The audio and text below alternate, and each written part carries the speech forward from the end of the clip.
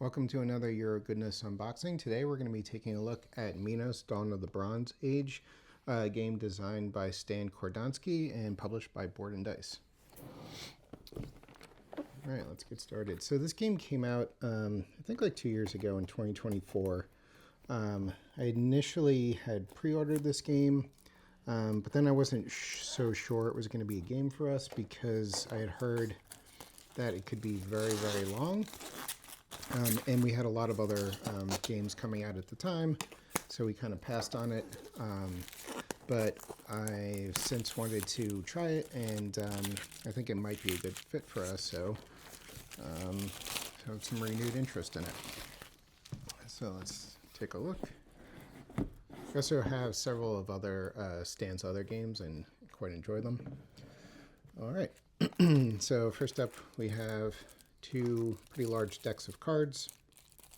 Take a look at those in a minute. And then lots of nice wooden pieces in player colors. Okay, we'll take a look at those. Some player aids.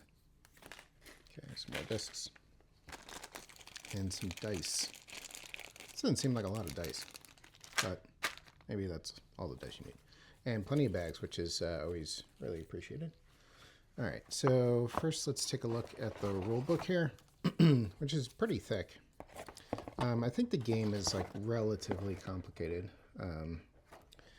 So we have game components over here, and then pretty in-depth setup over here, which is dependent on, I think some of the things change for player count.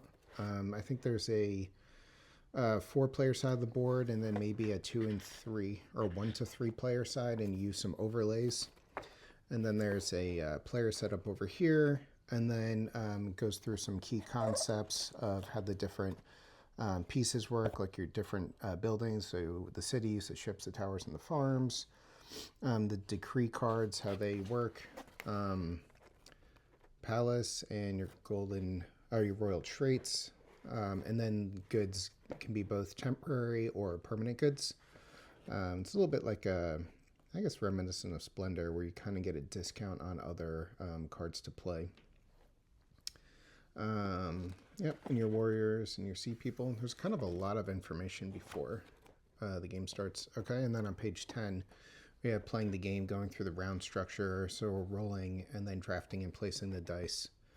Advancing on the progress tracks, because I think if your drafted values are higher than a certain value, you're able to move up on the tracks, which will determine how you choose the dice that you draft. And then taking actions, and then there's an income and a cleanup setup, or a section here. And then there's free actions, I think, that you can do on your turn. And then it goes through the actions one by one. So preparing, developing. I think some of these things let you gain cards, let you play cards, and then let you put pieces on the board, building. So it looks like some good examples here. There's like a little historical notes in the blue text boxes, which is cool, and then an important note in like this orangey box over here. Some more examples. And then talking about the other actions, there's a wild action that kind of lets you do any of the other ones, and then expanding, and then triggering the royal traits, and then the vases, the objectives, and then there's scoring phases that happened after rounds 2 and 4, so like midway through, talking about how you score all the different things. So pretty point salad, preparing for the second age, then ending the game, and then everything, as Board and Dice always does, puts a very nice appendix together that kind of explains all the special ability tiles, the vases, and then the progress tracks and what all the spaces on them do, and iconography, so all the symbols here, which there is a substantial amount of iconography. And then there's another symbol reference on the back, so looks good. It's a lot of iconography, but it's probably pretty straightforward and easy to understand once you get used to it. And then there's a solo rule book here that's got like the different setup for solo, which you play against like a bot here. and just explain the differences in the draft phase and the action phases here, and then the income and scoring. It doesn't seem too complicated, and then there's ways to adjust the difficulties. You can play in easy or hard, and maybe within those you can adjust as well. And then another icon reference, which looks like it's the same one on the other rulebook, which is good because you can use it as a second player aid then, kind of. All right, and then we have the player boards here, which are dual layered.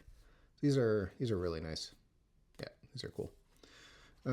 So there's spaces for your farms, and then your cities and your towers and your ships here, and then some tracks to track your income, and then places that you can place your little warriors when you gain them. So there's 4 of these player boards. They're all symmetrical. I don't think there's any differences in them, but you do get a special tile that gives you an ability that each player will have a different one. So it's those player boards, and then we got a lot of punch board here. So we can go through that. This is a big heavy box. There's a lot of stuff in it. All right. So got a significant amount of punch board. So let's take a look.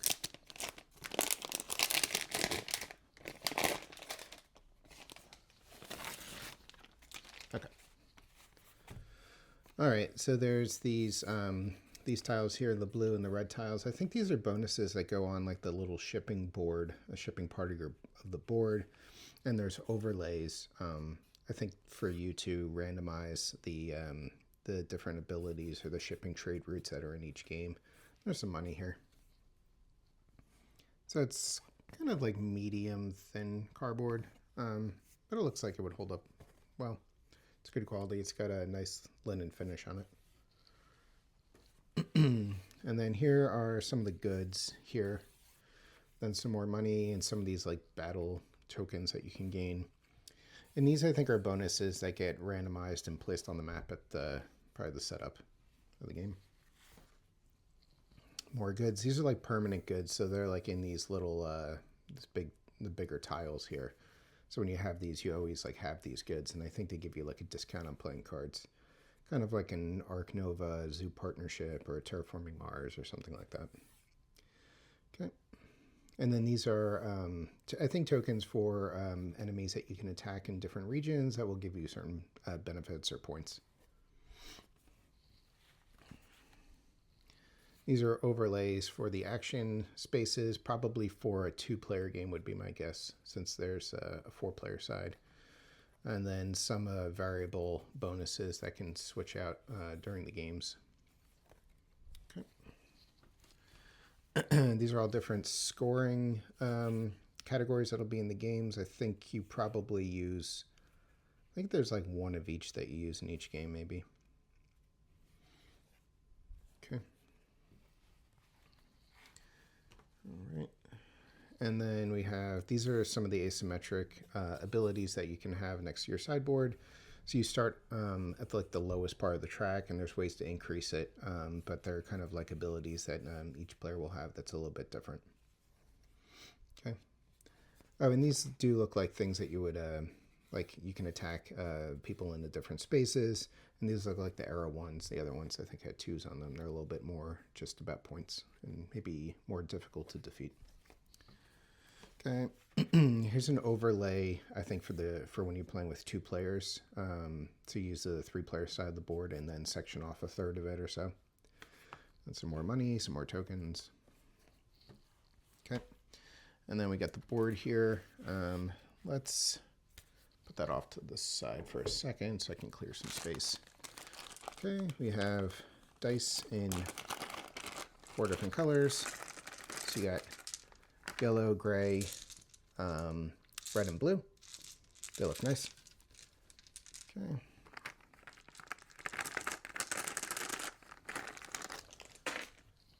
Okay, we got cards. I guess we could take a look at cards now.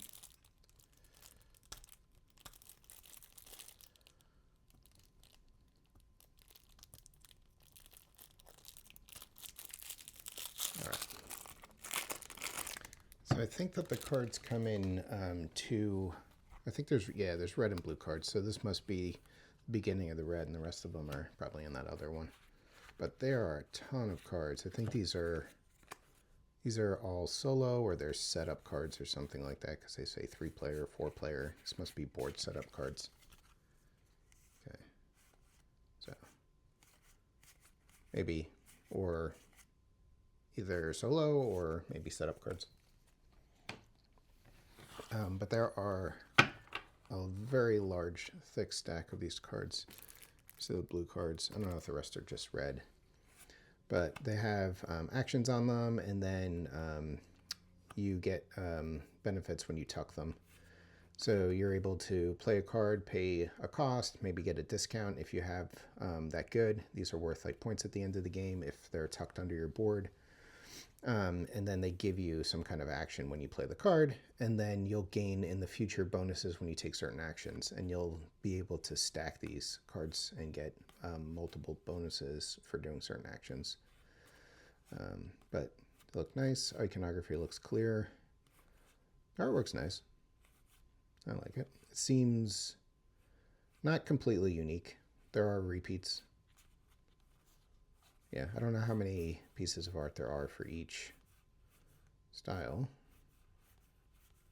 Looks like there's only about maybe 7 or 8 pieces of artwork. There could be different ones in here though. Yeah, there's multiple sets of artwork, so there's a little bit of variety. But the artwork does look nice. The iconography looks clear. Okay, so that's the blue cards. Let me open this and I'll combine it with the other red card. Can't really see this. All right, that's it. I'll use a knife.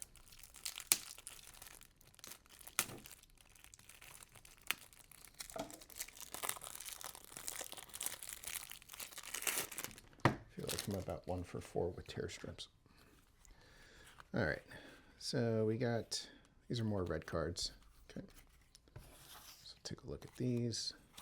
So these are more of like Era 2 cards, or like late game cards. They're more expensive. And then the abilities that they give you, I'm sure, are catered to playing them later in the game. I think there are ways to draw red cards early, so you can take advantage of them. But I think they show up mostly. They're replacing the blue deck like halfway through the game. But they give you like things based on stuff that you've done in the game. So more of the same. More opportunities maybe for discounts here. They're, like I said, more expensive. But looks cool. All right, and then these look like Atoma cards, like bot cards maybe, prioritizing actions, and then doing the top action, and then if not the bottom action, or both actions, or something like that, or using this as priorities to make decisions. Yeah, like drafting dice in order, and then choosing goals to complete, and so on. I guess that looks like solo stuff. But there are a lot of cards. Like I said, there's artwork that repeats, but this deck is like huge. That's like all the red and blue cards. So very cool. And then we got some player aids here, which is always really nice. Okay, so this is like round structure, income, cleanup, and then how to like tuck cards onto your board, adding them to your palace.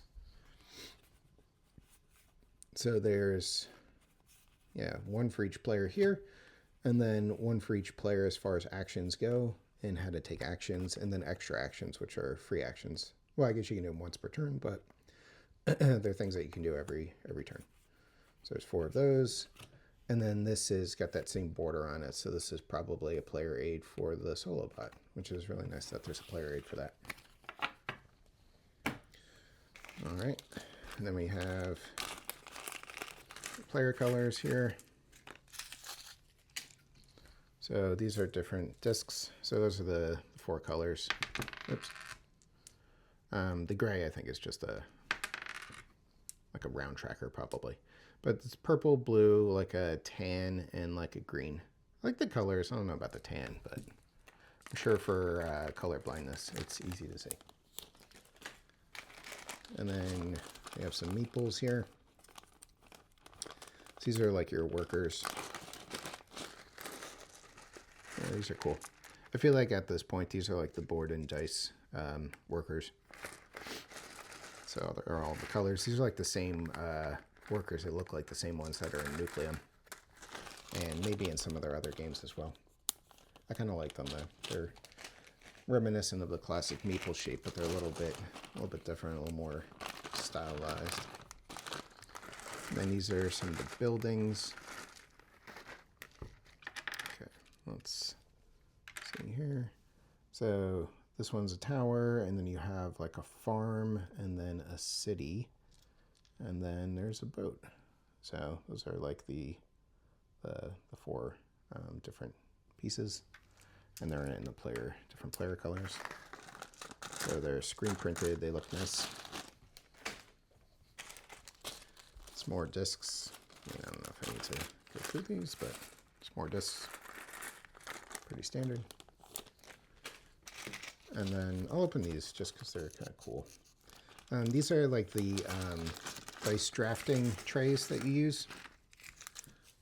So let me just grab a die. But when you draft dice, you use these to mark which dice are yours. So you would just place the die and it fits right in there, and then you know whose die it is, which is pretty cool.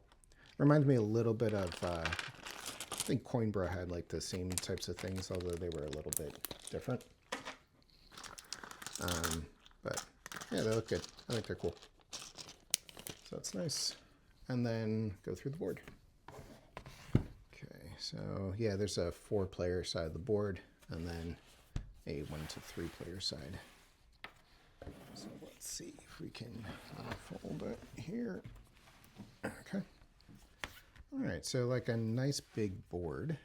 You can see over here, it's a little hard to show, but you have the different actions that are up here that you can take, and here's the wild action. This is the bonus thing that gets swapped out, which I think some actions or some benefits reference, and then these are going to be the goals for the game that you lay out. And then you have your 3 different tracks down here that correspond to the 3 dice colors, and I think gray is wild, so it can combine with any of the colors as long as there's one color at least present. And then this is like the world map here, where in like a 2-player game, probably a solo game as well, like one of these sections is like not part of the board. And then these areas are associated with different goods, and you're allowed to build on them. And then over here you have the areas where the shipping, the trade routes are going to be, and then the different bonuses, the blue and the red ones here, and then a place to hold some goods. And this has all the different like round structure, what happens in the different phases, the scoring. So everything looks really good. And then of course you have like a point tracker on the outside. Yeah, so that's it. So it's going to be everything that's in Minos, Dawn of the Bronze Age. Once again, if you enjoy this content, please consider subscribing and like and comment on this video. And as soon as we get to play it a couple times, we'll put up some impressions and let you know what we think. All right, so that's going to do it. Have a nice day.